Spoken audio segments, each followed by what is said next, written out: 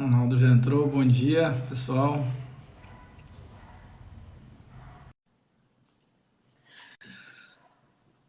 Bom dia, Irineu.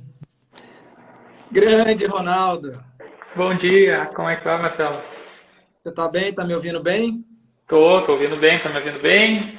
Ótimo, perfeito. Imagem boa também. Ah, Bom, maravilha. primeiramente, cara, queria te agradecer, Ronaldo, por ter aceito, né, o convite de participar aqui das nossas quartas processuais. É um projeto que já está aí no terceiro ano e a gente sempre convidando expoentes do direito processual civil e a gente já está há um tempo tentando encaixar a agenda, mas finalmente a gente conseguiu. Fico muito feliz com isso, tá? Sou fã do seu trabalho, mega fã do seu trabalho. E vou te apresentar aqui rapidinho e te passo a palavra só para umas considerações iniciais, e aí depois a gente começa a conversar. O professor Ronaldo Costin é doutorando pela USP. Você tem 2 mestrados, né, Ronaldo? Pela Federal do Rio Grande do Sul e por Gênova, né? Isso. Isso eu até queria saber um pouquinho depois sobre isso. E Pode também é falar. advogado, né? Ronaldo tem um livro que é paradigmático, e aí eu já vou fazer o jabá aqui, que é Fundamentando as Decisões, é uma doutrina lógico-argumentativa. É um livro que eu recomendo fortemente. E, dentre outros trabalhos, artigos, eu destaco um, Ronaldo, que eu citei muito na minha dissertação de mestrado, um artigo seu, que é a Introdução às Raízes Históricas do Princípio da Cooperação. Saiu lá na revista de processo, salvo engano, em 2016. Então, é um trabalho bem legal e te parabenizo por isso. Bom, te passo aí para considerações iniciais. Vou botar aqui, escrever aqui no link, aqui na página, o tema, e aí Uhum. você me devolve para a gente começar a trocar ideia. Beleza. Primeiro eu que agradeço, é uma alegria, uma honra minha estar aqui nesse espaço, falando aqui contigo ainda, Marcelo. É uma alegria muito grande. É, enfim, é um pouco que eu posso falar também depois desse mestrado em Gênova, é um mestrado bem interessante, assim, mais focado em teoria do direito, enquanto esse mestrado na URGS ele foi realizado já focado em processo civil mesmo. Mas eu estou muito feliz, aqui as quartas processuais elas têm sido bem interessantes, de vários professores já falaram, né, eu dei uma olhada, e Recentemente a gente teve a nossa amiga e querida Maria Angélica Feijó, então realmente só sim, pessoas especiais. eu fico muito feliz de ver assim, essa iniciativa. E eu fico, enfim, estou aqui muito contente à disposição para falar. O tema que a gente até escolheu é um Maravilha. pouco, envolve aqui o livro, né, Fundamentação das Decisões, mas é um pouco especificado na questão dos precedentes, para a gente poder, talvez, falar tão genericamente do livro Claro. e ficar um pouco mais abstrato. Então, aqui a gente consegue Não, e focar em eu ia até algum. aproveitar, eu ia até aproveitar, Ronaldo, esse gancho, justamente porque essa é uma pergunta que eu costumo abrir a live com ela, né? Eu falo assim, nosso tema de hoje é fundamentando a aplicação dos precedentes. E aí eu falo, bom, por que você escolheu esse tema? Qual foi a lógica por trás disso? Sim. De um lado, então, por que fundamentação das decisões? Enfim, então, te surgiu esse interesse. Eu acho que a gente tem dois caminhos que levam ao tema de hoje. Um deles eu faço dessa minha dissertação, eu ter escrito sobre fundamentação das decisões, ter antes, enfim, já no fim da graduação, no último ano, já ter iniciado algumas preocupações sobre o tema, principalmente, e daí iniciando o mestrado, principalmente em razão do contato com a obra de Tarufo. Também, na época, o professor Daniel Mitidiero escreveu um artigo que é Fundamentação em Precedente, e o tema dos precedentes, então, ele acabou ganhando muito espaço no código, inclusive, na nossa doutrina, e o tratar com precedentes é também tratar com decisões judiciais. E, de outro lado, o tema do controle das decisões judiciais, o tema da discussão sobre se a decisão judicial está adequada, se ela está correta, por assim dizer, é um tema que também sempre foi muito importante, e o código ele colocou ele bem no centro, me parece, do sistema, um centro de viabilizar algum controle de racionalidade, né? Então, justamente por isso surge a ideia de falar, de escrever sobre fundamentação das decisões judiciais. E por que precedentes? Enfim, por que limitar aqui na nossa live especificamente para precedentes? Eu acho que, até para não tornar tão amplo, né, o nosso tópico, a gente conseguir focar aqui em um tema específico, e também porque eu acho que esse é um tema que a gente tem atualmente algumas preocupações relevantes. Acho que foi ano passado, no fim do ano, teve uma decisão bastante interessante do STJ, que foi sobre a interpretação do 489 e falando sobre a distinção e superação de jurisprudência. Aqui o dispositivo ele fala jurisprudência, 489, parágrafo 1º, inciso 6, acho que é. Ou não, é o 5. É o 5 que fala jurisprudência, fala precedentes, súmula e jurisprudência, e o 6 não fala jurisprudência. E aqui o STJ teve uma decisão interessante e começa um debate sobre a gente pode também fazer uma distinção de jurisprudência ou não. E daí eu pensei, bom, é um tópico interessante para a gente explorar, tem algumas reflexões e a gente pode, então, debater. Como tem muita gente, tem estudante aqui, tem advogado, tem magistrado, assim, mas eu acho que antes da gente mergulhar nesse recorte dos precedentes, eu queria que você falasse um pouquinho, assim, rápido, sobre o que mudou, assim, de modo geral, no dever de fundamentação do juiz, sobre a ótica do novo código, e em relação às partes. Como é que... qual é essa simbiose que existe do dever de fundamentação sob o prisma do juiz e sob a ótica das partes? Legal. O código ele muda bastante, enfim, sobre o aspecto direto da fundamentação, ele muda bastante ao estipular já no 489, parágrafo 1º, uma série de incisos, são 6 incisos, em que ele dispõe expressamente sobre quando uma decisão não está fundamentada. Mas isso, eu costumo, enfim, costumo dizer que isso é apenas o reflexo de uma alteração maior.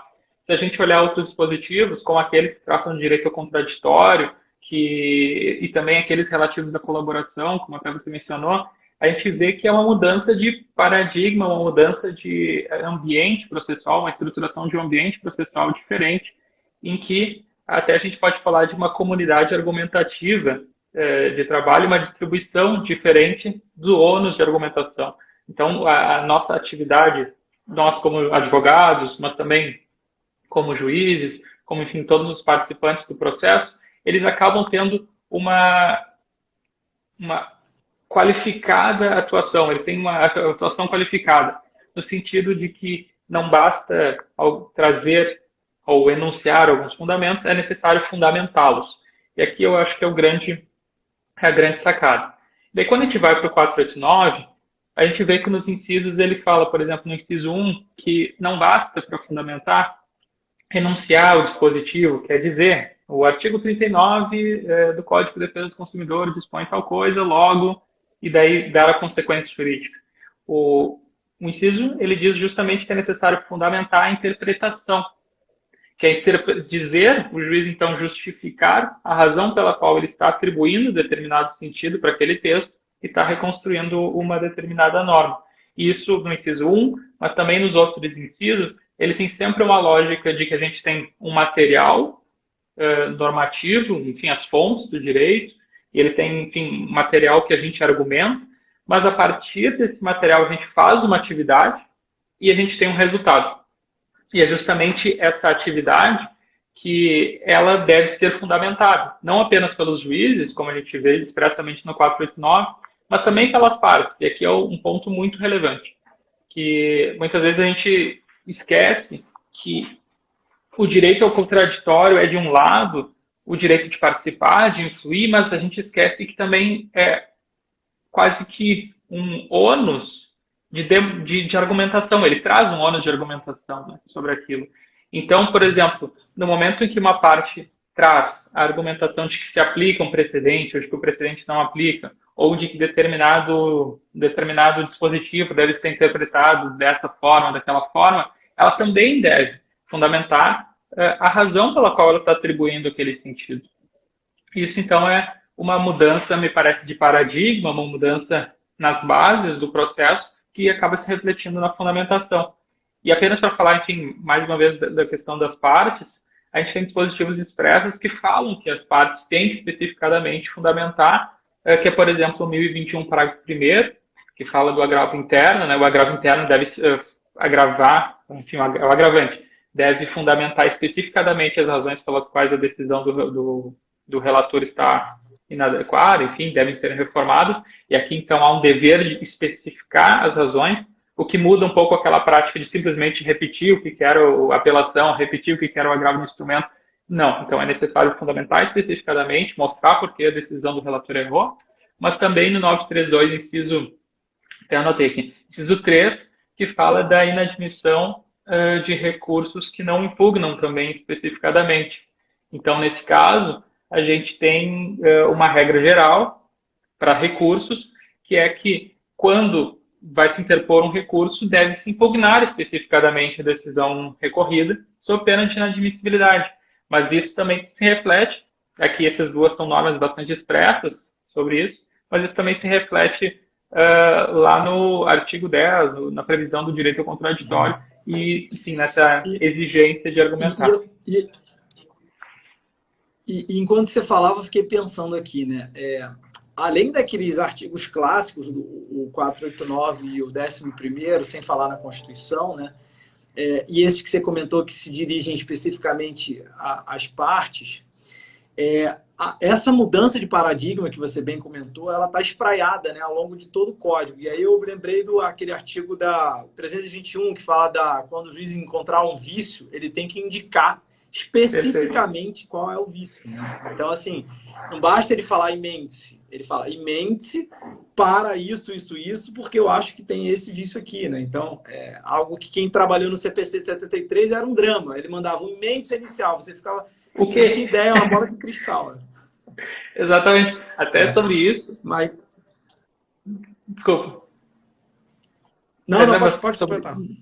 Sobre isso, aqui tem até um caso que eu acabei vendo, acompanhando, que era o seguinte: uma das partes, na inicial, ela argumentava que, em razão de conflito entre direitos fundamentais, e estava tratando expressamente de liberdade de expressão, ele estava requerendo determinada...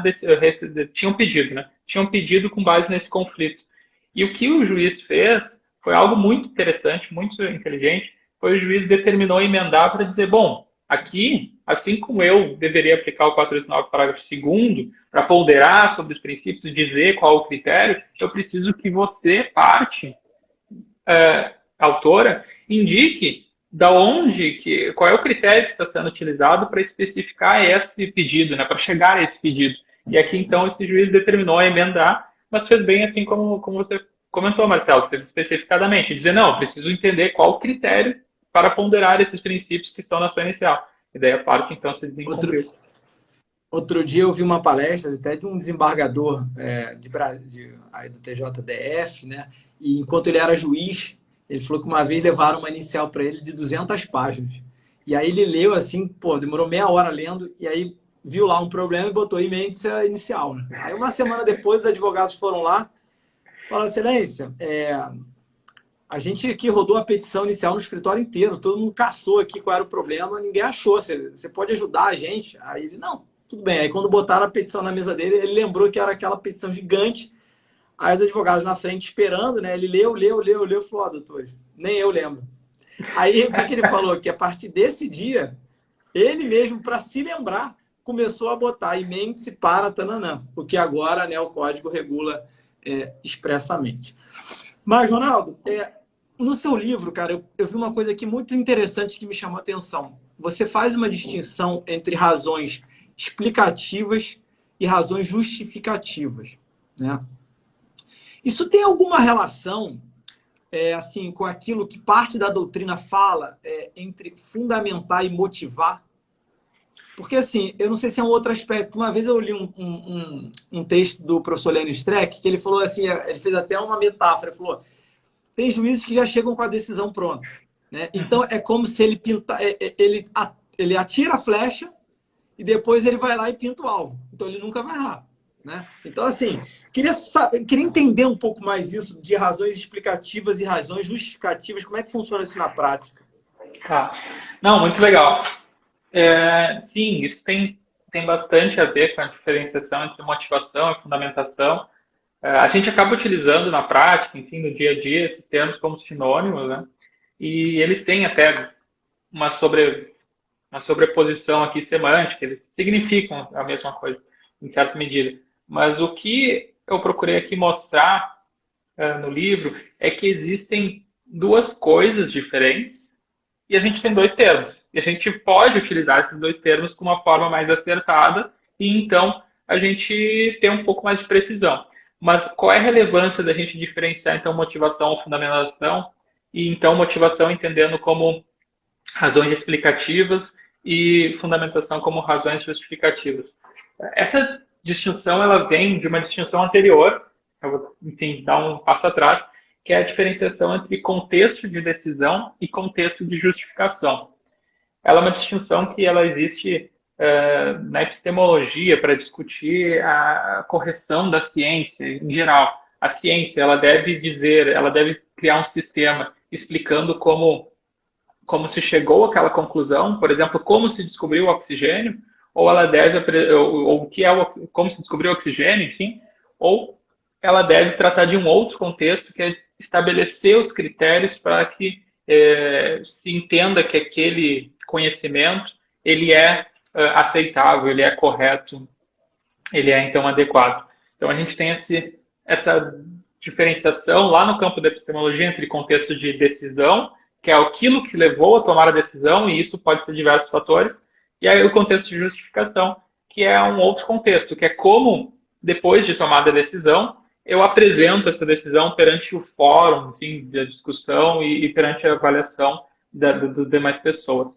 E aqui tem um ponto interessante que, certamente, tratando do contexto de motivação, enfim, contexto de decisão, você certamente sabe muito sobre isso. O doutorado tem a ver com, enfim, economia comportamental. Então, certamente, vai entender. Tem, por exemplo, um estudo, vai recordar, tem um estudo, acho que foi citado naquele livro do Pensando Rápido e Devagar, que é um estudo já...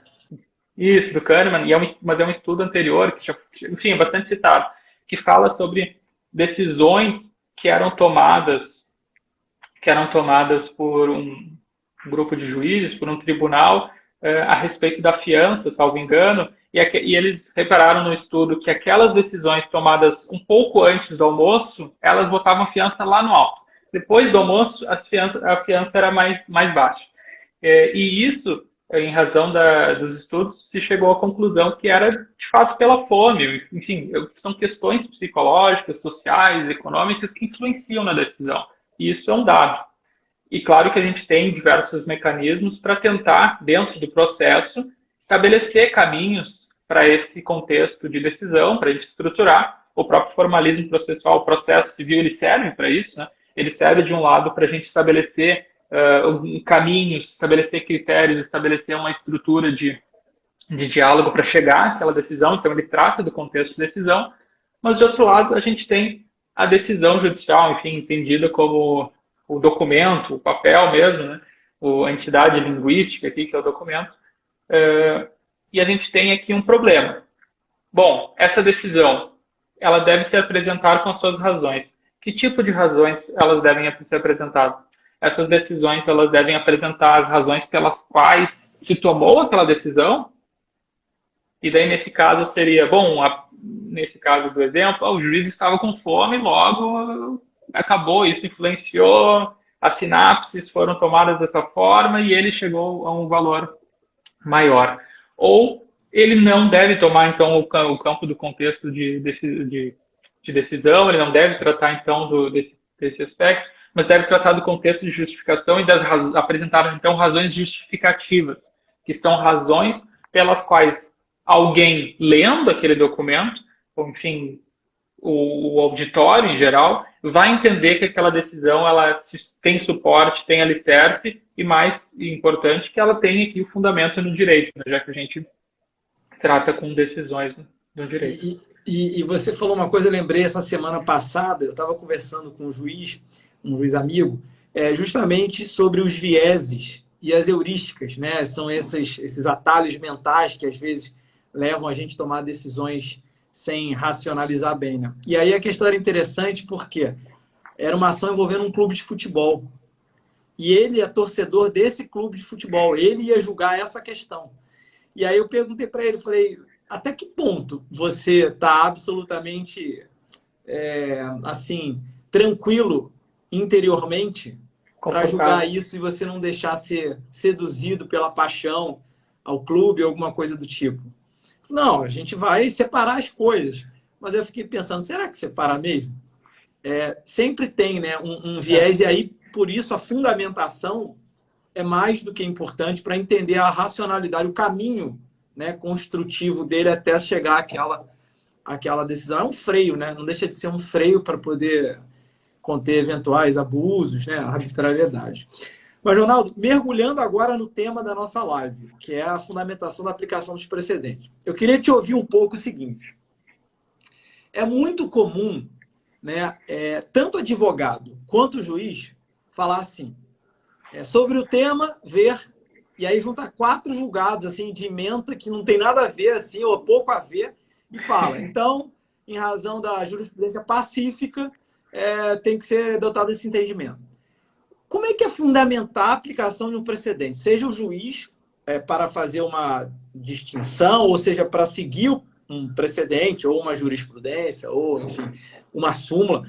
E o advogado, quais são os cuidados? Como a gente está aqui na casa da advocacia, eu queria que você desse algum bizu assim, do dia a dia prático. Como é que o advogado deve, quando trouxer um precedente, como é que ele deve explorá-lo?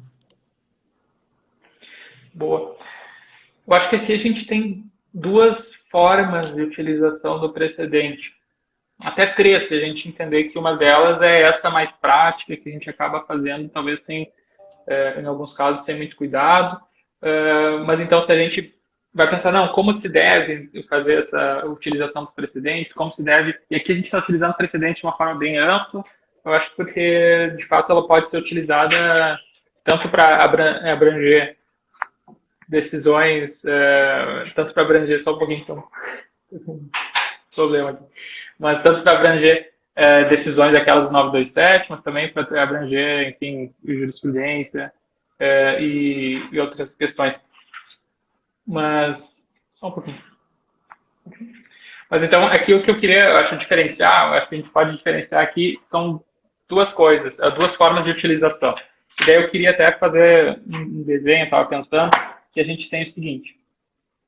A gente pode utilizar um precedente, que é como normalmente a gente utilizava até hoje, até o código, que é na forma de um argumento mesmo. A gente vê que existem argumentos, por exemplo, literais, argumentos sistemáticos, argumentos teleológicos, e existe também, por exemplo, o argumento jurisprudencial. Então, é bastante amplo, a gente pode tratar dessa forma.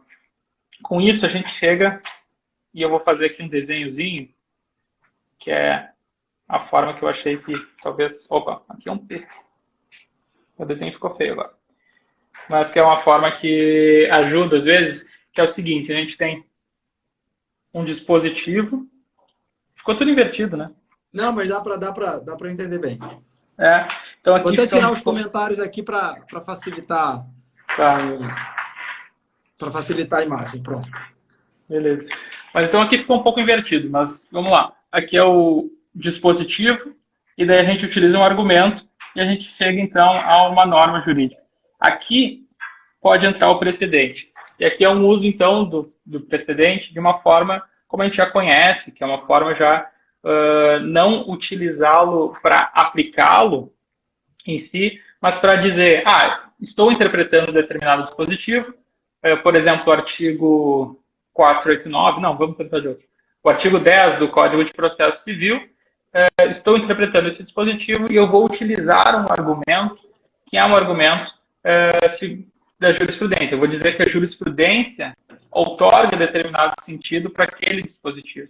Então, é uma utilização do precedente ou da jurisprudência no sentido de um argumento, e a gente não está aplicando esse precedente, mas a gente está utilizando esse precedente para fins de argumentar um determinado sentido da interpretação. Então, numa disputa entre diferentes interpretações, nós estamos utilizando esse precedente ou esse julgado para dizer que ele dá determinado sentido ao texto. Ele já foi reconhecido. Uma outra forma de utilizar o precedente é utilizá-lo diretamente. Então, aqui, por exemplo, a gente tem um precedente, um determinado argumento, que aqui nós vamos, então, reconstruir a ratio decidente, e aqui, então, a norma, que é o resultado. Basicamente, é da onde que nós estamos partindo. Então, isso aqui, esses desenhos, eu acabei com desenhos, mas aqui os desenhos são apenas para mostrar que a gente tem, de início, duas formas de utilização dos precedentes, do direito jurisprudencial, que é uma forma a gente utiliza eles como material para interpretar a lei, e a outra forma é a utilização do precedente para interpretá-lo e dizer que determinada norma, então, é reconstruída daquele precedente. No primeiro caso, é um caso que a gente já está acostumado, é um caso que, enfim, a nossa experiência jurídica já está bastante acostumada, que é a gente discute qual o melhor sentido que deve ser dado para os dispositivos, qual é o melhor sentido que deve ser dado para a lei, e os precedentes aqui, quando você mencionou, não, nós temos aqui uma série de emendas, uma série de julgados que indicam que determinado sentido é dado para aquele texto, isso, então, é utilizado dessa forma mais persuasiva, se eu posso assim dizer. Porque esse argumento do precedente, ele vai concorrer, por exemplo, com o argumento literal, vai concorrer com o argumento sistemático. Para utilizar um exemplo também bastante em voga, o artigo 85, parágrafo 8º, que fala dos honorários de sucumbência por equidade, eu posso interpretá-lo eles literalmente, sistematicamente, teleologicamente, enfim, a gente vai ter uma grande disputa sobre diversos argumentos, e um dos argumentos pode ser, inclusive, que o STJ já interpretou esse dispositivo, salvo engano, pela segunda sessão e determinou, enfim, foi vencido, então, até uma posição que era mais ampliativa, mas foi vencido e naquele momento, o STJ, ele fixou o sentido daquele dispositivo e, com isso, eu estou na disputa entre os precedentes, na disputa entre os significados do texto, eu estou elegendo um. E outra forma é eu pegar, por exemplo, o tema que tratou do agravo de instrumentos, sobre ser um rol exemplificativo ou não, e trouxe, então, a tese da taxatividade mitigada, eu utilizar esse precedente, não como uma forma de interpretação da lei, mas eu utilizar esse precedente como a fonte, por assim dizer, da qual eu vou reconstruir a minha norma. Se eu faço esse segundo caminho, o caminho que eu faço é procurar a ratio decidendi, a gente costuma falar, né? Que é procurar as razões determinantes, os fundamentos determinantes, como utiliza o termo a lei, daquele julgado, que, então, eles estão, por serem universalizáveis, por serem, então, aplicados para outros casos, eles devem também ser aplicados para esse caso semelhante nos seus fundamentos determinantes. Então, aqui o que a gente tem aqui nesse segundo aspecto, que é um aspecto mais novo, se a gente comparar com o primeiro, que a gente já está acostumado, é um aspecto da gente discutir, bom, como é que eu vou reconstruir, então, a ratio decidente? A gente vai utilizar que tipo de teorias para reconstruir a ratio decidente? Eu vou mais por teorias objetivas, que é procurar no texto aquilo, tentar reconstruir quais foram as premissas normativas que foram utilizadas pelo aquele julgador, e então ver quais foram os fatos que levaram à conclusão para então aplicar o meu caso, ou então eu vou utilizar um aspecto, entre aspas, mais subjetivo, que é ver qual era a intenção do julgador expressa, por exemplo, quando os julgadores dizem, não, aqui vamos formar um enunciado, vou firmar essa tese, e falam então expressamente o que seria uma premissa para a gente utilizar em outros casos. Então, esses dois tipos de casos, aqui eu acho que a gente tem duas teorias de ratio decidente, mas elas estão aqui já nessa aplicação do precedente mais diretamente. Agora, nem sempre é fácil, né, Ronaldo, extrair a ratio decidente e os fundamentos determinantes da decisão, né? Quando a gente estuda lá na Common Law, as próprias aulas motivam os alunos a tentar identificar, mas aqui no Civil Law a gente tem a cultura ainda do ementismo, né? De botar as emendas, veja isso, veja aquilo. E isso acho que irradia para a própria aplicação no processo, que é bem difícil você ver na prática alguém quando cita um precedente, mostrar por que aquele precedente ele se encaixa, se amolda perfeitamente ao seu caso. Isso quando o advogado ele não suprime parte dos parágrafos da decisão, e aí quando você pega o inteiro teu, você fala, porra, é o contrário, né? Sim, sim, isso acontece. A gente fica num. É difícil, né? É difícil, é bastante difícil, a gente tem que identificar, é mais trabalhoso, de fato, mas é importante, né? Eu acho que é muito importante. Você falou de um. Agora eu quero falar do 489, parágrafo 1º dos incisos 5 e 6, tá? E aí eu tive um caso recentemente, que ainda está em curso, mas veja como é importante isso que você falou de eventualmente fazer uma distinção e tal. O Tribunal de Justiça de São Paulo disse que determinada empresa tinha que ser multada, sim, porque ela descumpriu uma liminar. Tá? E aí a parte virou e falou assim, não, eu não fui intimado pessoalmente. Então a súmula, o enunciado da súmula 410, que ainda está em vigor, lá da STJ, diz que eu preciso ser intimado pessoalmente para que eu possa cobrar as astrentes. E aí a parte, então, manejou RESP. No STJ, o RESP foi provido e voltou para o tribunal. Ó, tribunal, julga conforme o enunciado da súmula 410.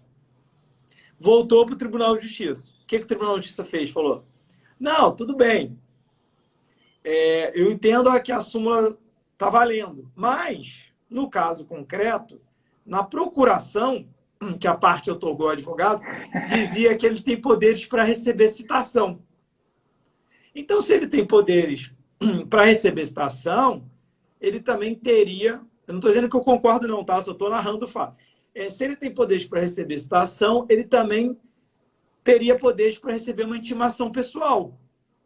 E como houve a intimação do advogado, aí pela imprensa, pela publicação eletrônica, então estaria suprido esse requisito da súmula. Então, perceba, estão aplicando uma súmula, mas o tribunal tentou fazer uma distinção da aplicação dela no caso concreto. Muito interessante. É esse o caminho, né? Primeiro, é que esse problema, esse teu exemplo, ele traz várias questões. Primeiro, né? Súmula não é um texto apenas, né? É a gente ir atrás, reconstruir as razões pelas quais aquele enunciado foi estabelecido e a gente estabelecer, então, enfim, os fundamentos que levaram àquela decisão. E aqui, então, nesse caso, a gente pode fazer uma reconstrução de qual seria então, o sentido.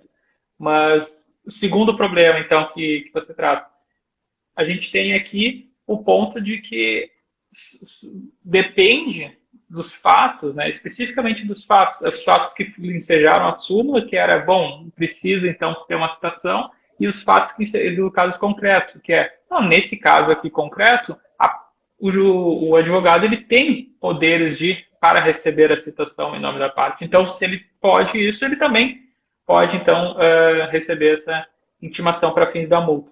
E aqui a gente vai ter o quê? Qual é a discussão? Nós vamos ter uma discussão sobre distinção e, ao chegar no STJ, o STJ vai ter que discutir se aquele enunciado de súmula e os precedentes que levaram ao enunciado, eles devem ser, de repente, um pouco aumentados, devem ser alterados ou restringidos para efeito de tratar desse caso.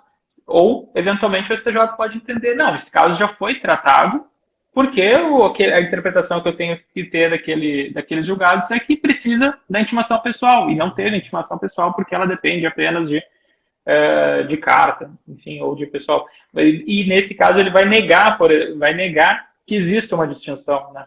Ele vai apenas negar a aplicação do precedente. Mas, enfim, a gente está aqui num ambiente, enfim, a gente entra agora numa discussão dentro do processo, que é uma discussão realmente sobre isso, sobre discutir o que é determinante para aplicar a mesma consequência jurídica e que depende muito da gente interpretar as decisões e um esforço argumentativo. Nesse caso, indo e voltando do STJ também. Né?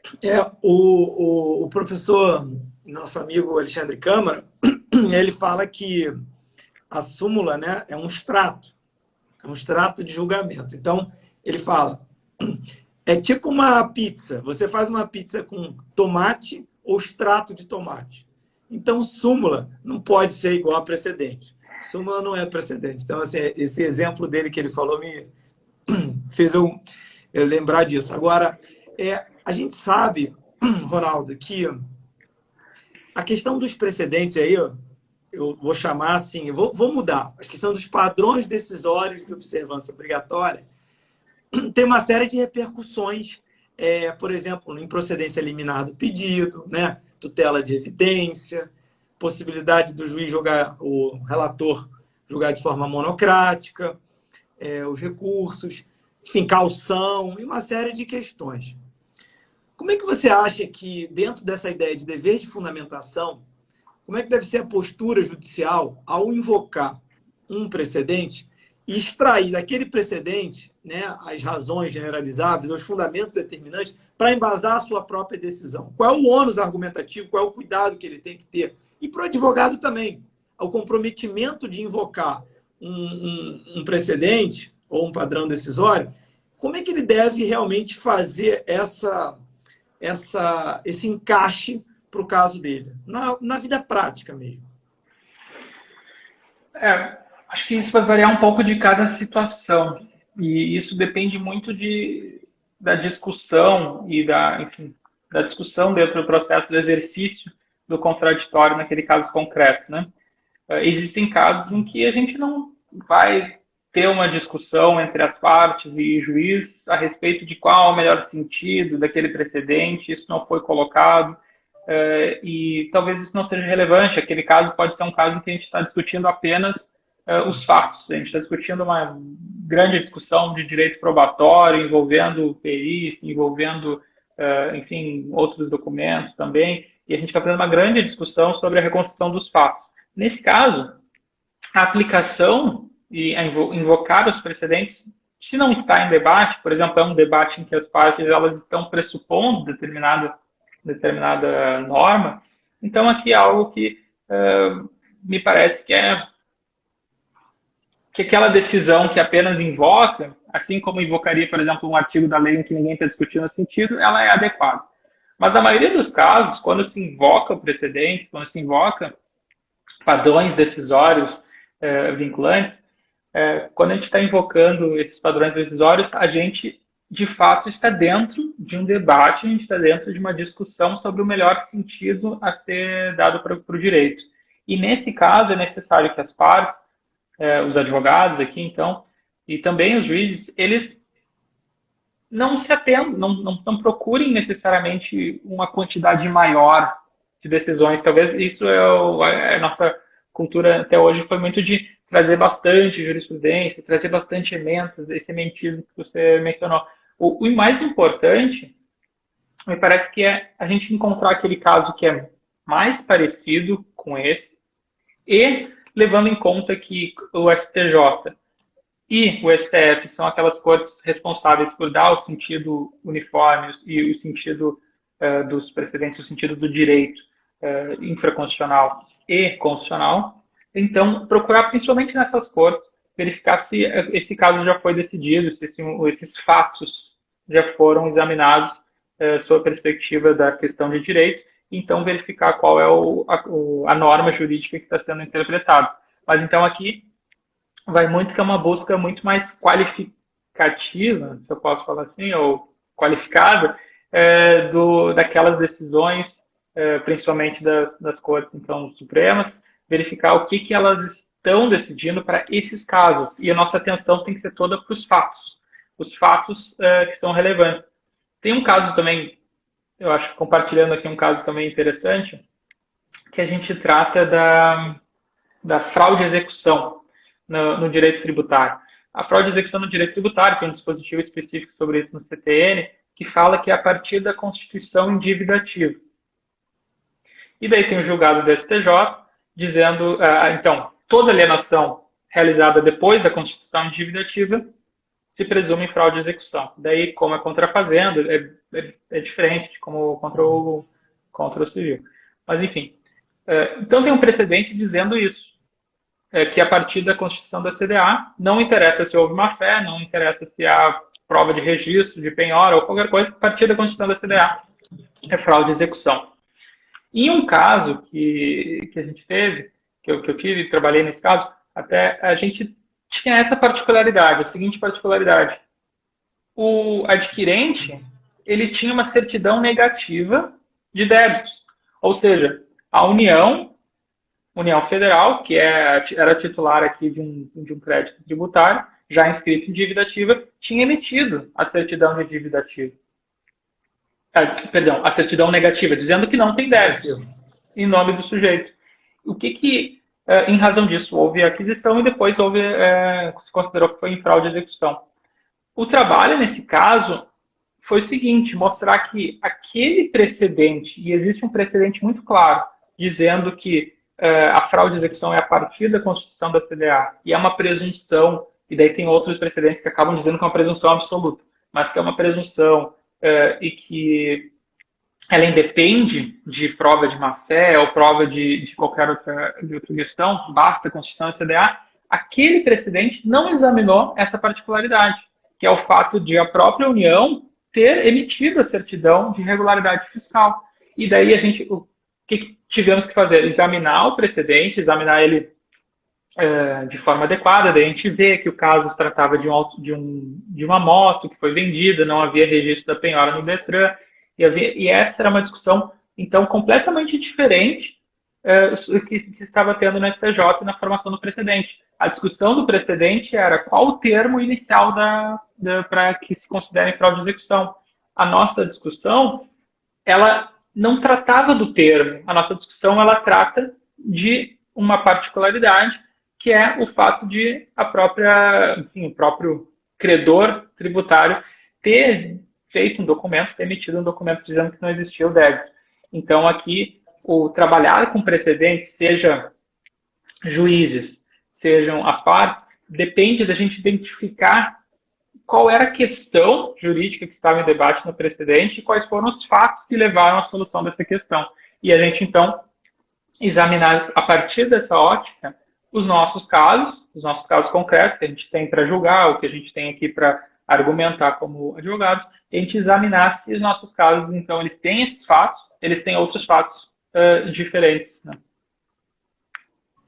E aproveitar aqui, você estava falando de direito tributário, saudar a desembargadora Flávia Romano, aqui do Tribunal de Justiça do Rio de Janeiro, que é uma das grandes especialistas do tema aqui no nosso tribunal. Ronaldo, uma pergunta que sempre me chamou a atenção é o seguinte, lá no 489, parágrafo 1º, tem os incisos 5 e 6, né? Estou até com ele aberto aqui.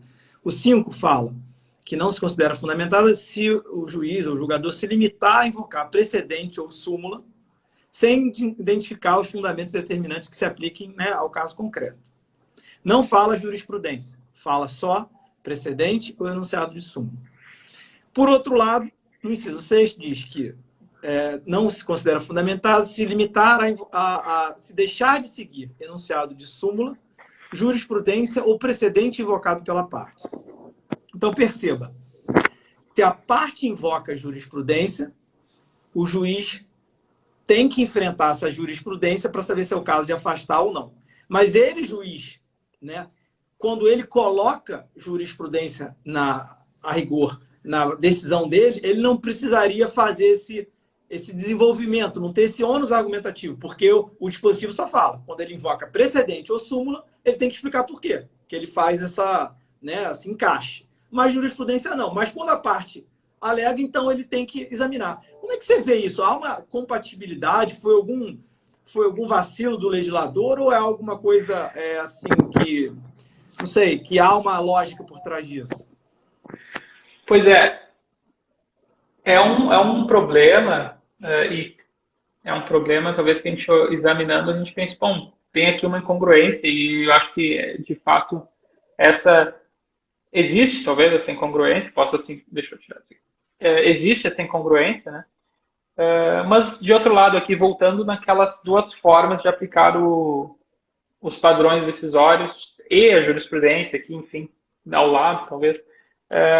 Mas existem duas formas, né, como a gente falou, de aplicar os precedentes. Uma delas seria essa, que é utilizar o precedente para fins de argumentar um determinado sentido, e a outra, então, é de fato interpretar o precedente para procurar aqui a norma, reconstruir a norma a partir dele. Se a gente pensar nesse aspecto, a gente vai ver que o inciso 5, ele está tratando de julgador utilizar a jurisprudência, ou melhor, ele não está tratando do caso em que o julgador está utilizando a jurisprudência.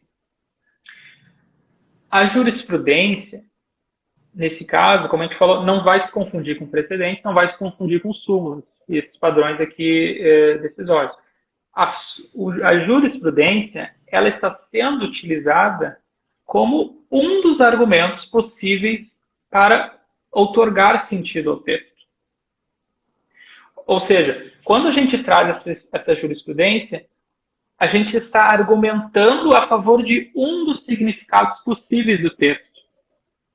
Então, a gente está dentro daquele aspecto, aquele desenho, primeiro desenho, que é o desenho, enfim, nossa argumentação mais tradicional, que é o artigo 85, parágrafo 8º. Ele diz que sobre os honorários por equidade, e a interpretação literal diz isso, a sistemática diz isso, e a jurisprudência diz isso. Então, aqui, a gente está nesse aspecto. E nessa discussão, não é que não exista o dever, mas existe lá o inciso 1. O 489, parágrafo 1º, inciso 1, ele fala justamente que não basta trazer o enunciado. É necessário dizer qual é o sentido do enunciado, dizer quais são os argumentos que eu estou utilizando para interpretar o enunciado para reconstruir a norma. E se isso é necessário então demonstrar aqui a jurisprudência. Se esse é um dos argumentos em jogo, se esse é um dos argumentos em debate, eu tenho que também fundamentar se a jurisprudência decide naquele significado em um sentido ou outro. Quando a gente está tratando ali do inciso 6, a gente está falando aqui... o inciso 6 não tem precedente, né? Estou com ele aberto aqui. O inciso 6 diz: deixar de seguir enunciado de súmula, jurisprudência ou precedente. Isso. O 6. Enfim, mas então isso quando a jurisprudência. E quando a gente utiliza o precedente, aí sim a gente está dentro daquele outro aspecto, e daí me parece que faz mais sentido a gente ter essa argumentação especificada. Mas quando a gente fala, então, esse deixar de seguir, é interessante, teve até um julgado, até eu anotei aqui, que é aquele julgado que eu mencionei um pouco mais no início, que é o do recurso especial, até ele está em segredo de justiça, mas é um recurso especial, ele acabou até circulando um pouco, que era o seguinte caso. Olha só, Marcelo. Era um caso do Tribunal de Justiça do Rio Grande do Sul, em que uma das partes argumentou a aplicação de jurisprudência do Tribunal de Justiça de São Paulo e do Tribunal de Justiça do Distrito Federal e Territórios, né? Não foi ponderado sobre essa jurisprudência. E o que o STJ disse sobre quando teve a alegação de que a Corte deveria ter examinado o precedente? Ela disse que a obrigatoriedade de fundamentar a distinção ou superação, ela não se aplica para precedentes persuasivos. E daí utilizou esse termo. E falou, então, não era necessário que o tribunal ponderasse a respeito dessa jurisprudência de outros tribunais. E aqui a gente Mas tem... isso não é, Ronaldo, na sua ideia. Quando o inciso 6º fala expressamente em jurisprudência, o juiz não pode deixar de seguir jurisprudência, mesmo que seja jurisprudência de outro tribunal, não deveria o juiz dialogar e falar, não, esse entendimento não se aplica por causa disso. Isso. Me parece que sim. A gente tem esse dever, e daí o que eu tentei, enfim, eu acho, falar, é que, embora a gente possa concluir que não vai se aplicar no inciso 6 porque é de outro tribunal, a gente está numa disputa entre significados e a gente vai se enquadrar, então, no inciso 1. Porque a gente está disputando diferentes argumentos, e os argumentos, esse é um argumento jurisprudencial que dá um determinado sentido. Então, ele deve ser examinado, ele deve ser fundamentado. Ou então, a gente vai aplicar o inciso 4. Porque, vamos lá, a gente está tratando de diferentes argumentos. O Marcelo vai e traz um argumento literal. Eu trago um argumento jurisprudencial para interpretar o mesmo dispositivo. Pelo inciso 4, o julgador ele deve examinar aqueles argumentos que são capazes de firmar a conclusão. E se ele vai adotar o literal, ele tem que dizer por que não adotou o jurisprudencial. E ele vai ter que, então, dizer a razão pela qual aquela jurisprudência não se aplica. Enfim, mas essa decisão ela tem justamente esse problema que ela mais ou menos risca, né? O que diz a lei ali de jurisprudência. Como assim? Alguma coisa deve significar esse termo jurisprudência na lei. A Porque, interpretação ela tem assim, algum limite. por um lado, né, Ronaldo, a gente entende. Imagina, cada jurisprudente, cada julgado que por exemplo, um desembargador for citar, ele vai ter que explicar por que se aplica o caso ou não.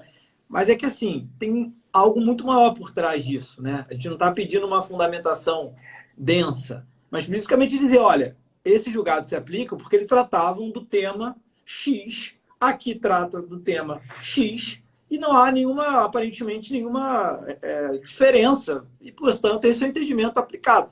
E por que eu estou batendo nessa tecla? Porque a gente vê muitos advogados, e também, de algum modo, julgadores, às vezes eles querem, né, botar o sapato esquerdo no pé direito, né? Então, assim, aquilo não se aplica, não é, cabe, mas não é exatamente a situação. Então, eu acho que no inciso 5º, quando fala se limitar a invocar precedente enunciado de súmula sem indicar os motivos que justifique, também devia ter a jurisprudência. Porque a jurisprudência nada Sim, mais é do que um conjunto reiterado de decisões, né, daquele tribunal. Então, enfim, mas é algo bem polêmico. isso, a gente fica nessa bola dividida que é, bom, a lei aqui errou, né? Talvez errou por não incluir, mas a gente tem que tentar dar algum sentido, né, para o conjunto. Claro. Eu, Mas eu é isso queria te aí. fazer uma provocação final agora, a gente falta aí 4, 5 minutinhos, que é o seguinte. O artigo 80 do CPC, ele fala: considera-se litigante de má-fé aquele que deduzir pretensão à defesa contra texto expresso de lei ou fato em controvérsia. Você acha que aquela pessoa que entra com uma ação judicial, indo no sentido contrário de um repetitivo julgado, por exemplo, pelo STJ, sem fazer distinção, essa pessoa que litiga em sentido contrário, defende uma tese em sentido contrário a um precedente, ela age, ela pratica uma conduta passível de ser encaixada como litigante de má-fé? Pergunta, pergunta difícil, aí, Mazal. É, eu acho, bom, ali o dispositivo ele fala em texto expresso, né? É, Então, a de lei. partir disso, de lei, a gente pode, a partir disso, ter uma interpretação mais restritiva do dispositivo, mais literal do dispositivo e falar, bom, é lei, o precedente aqui é outra coisa, logo não. E até a gente pode justificar bem essa interpretação. A gente pode dizer que essa é uma norma que vai aplicar uma sanção. E um dispositivo que trata de uma norma que vai aplicar uma sanção, ele não pode ser aberto e interpretado de forma muito aumentada, enfim, flexível. E aqui é um caminho, eu acho até confortável, e eu poderia dizer não. De outro lado, a gente vê que a gente tem vários mecanismos, como você mencionou logo no início, tem vários mecanismos que os precedentes são importantes aqui dentro do processo, mas eles também acabam sendo, por serem importantes dentro do processo, eles acabam sendo importantes, inclusive, fora do processo. E a gente tem, então, o caminho, por exemplo, me parece que um jogador poderia adotar quando um caso, a pessoa está indo contra o precedente, não está falando nenhuma distinção, não está fazendo nada, a primeira coisa é o dever de indicação, dever ali de auxílio, aqui é mais dever de indicação, do direito ao dever de colaboração, que é o juiz, enfim, expor, bom, existe um precedente e determinar, aqui não é uma determinação de emenda, mas eu acho que é de esclarecimento, que diga por que está indo contra o precedente, né? Existe uma distinção, enfim, qual é o sentido dessa ação, quase. E aqui Não, oportunizar esse diálogo. eu estou 100% de acordo, principalmente com a sua ressalva final.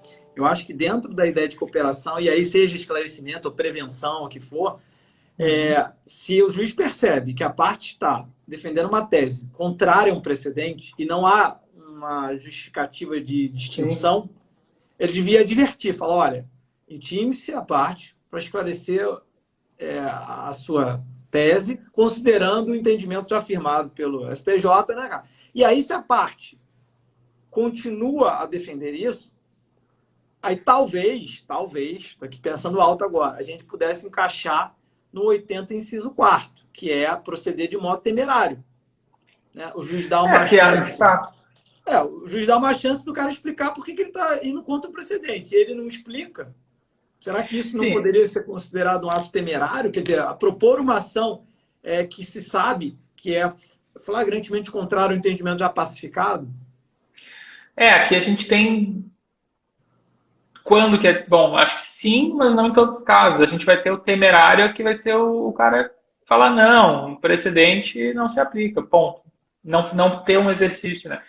Um outro exercício, e que daí o ponto é, a parte pode falar que, eu não desconheço o precedente, mas acho que ele não se aplica, e aqui a gente tem um problema que bom, a gente então vai ter que controlar o nível de argumentação dessa parte que pretende fazer a distinção para saber se essa distinção ela está dentro de um aspecto argumentativo razoável ou se ela está indo para o modo temerário.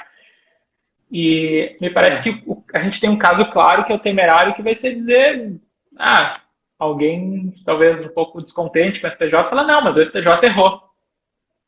Nesse caso aqui, parece bom, o cara está temerário, não está apresentando razões, está simplesmente descontente, parece, não sei. Então, nesse caso, me parece que ele não está trazendo argumentos. Então, aqui a gente tem esse caminho. Mas a gente tem o caminho do indeferimento, né? Então, eu acho que com o indeferimento e depois a parte agravando, recorrendo. E a gente vai ter... improcedência, né? Improcedência liminar, né? Isso, procedência liminar, isso. E daí a gente vai ter aqui o recurso, e daí a pessoa vai ter que impugnar especificadamente, daí se não impugnar especificadamente, enfim, vários mecanismos que o processo vai tendo para fulminar esse processo. E daí a gente fica discutindo aqui se vai investigando. Ronaldo, cara, queria mais uma vez recomendar o seu livro, Fundamentando as Decisões, que é uma doutrina lógico-argumentativa. Te agradecer aí aquela dedicatória carinhosa que você fez para mim. E te deixar aí um minutinho para considerações finais. Deixar um beijo para Maria Angélica e para você fazer o encerramento formal da live. Tá certo. Eu queria agradecer mais uma vez, foi uma alegria. A gente tem aqui essa oportunidade de falar nesse auditório, nesse ambiente muito, muito bom da ESA, muito legal, estou muito contente. Queria agradecer, então, ao convite do Mazola, falar que foi muito legal e, enfim, falar, inclusive, que o pessoal da editora me falou que vai ter um, como é que chama? Um cupom para o livro. Então, se alguém achou interessante também, vai ter um cupom. Não, é isso aí. A editora mandou aqui para mim também. Hoje tem um desconto especialíssimo no livro do Ronaldo. Quem quiser, a editora Trote, já entra lá e hoje já está com esse super desconto em razão da live de hoje, né? Isso aí, que legal. Não, mas eu agradeço muito. Obrigado pela oportunidade, foi muito legal. Maravilha, Ronaldo. Então, se cuida, cara. Sou fã do seu trabalho. Agradecer a todo mundo que prestigiou aí, que entrou. E a gente se fala em breve, se Deus quiser, num evento presencial aí, pra gente fazer aquela resenha de perto, tá bom? Isso aí. Valeu. Tá, gente. Tchau, tchau. Tchau, gente.